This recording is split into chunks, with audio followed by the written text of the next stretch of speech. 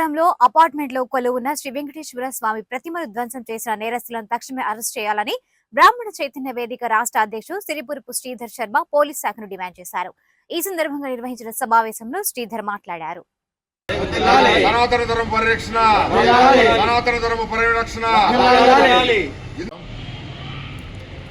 గుంటూరు నగరంలో బృందావన గార్డెన్స్ ప్రాంతంలో శ్రీ వెంకటేశం అనే అపార్ట్మెంటులో 6 అడుగుల వెంకటేశ్వర స్వామి ప్రతిమను స్థానికంగా నివాసం ఉండే అపార్ట్మెంట్లో నివాసం ఉండే ఒక అన్యమతస్థుడు, 2 వ్యాపారస్తులు కలిసి దాన్ని ధ్వంసం చేయడం జరిగింది. ఈరోజు తెల్లవారుజామున 6 అడుగుల ప్రతిమను, వెంకటేశ్వర స్వామి ప్రతిమను ధ్వంసం చేయడం జరిగింది.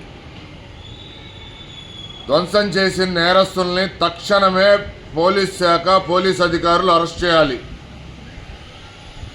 వెంకటేశ్వర స్వామికి సంబంధించిన ప్రపంచవ్యాప్తంగా ఉన్న కోటాను కోట్ల భక్తుల మనోభావాలు దెబ్బతినక ముందే ఇటువంటి దుశ్చర్యలకు పాల్పడిన నేరస్తుల్ని పోలీస్ శాఖ అరెస్టు చేసి రిమాండ్కు పంపించాలి.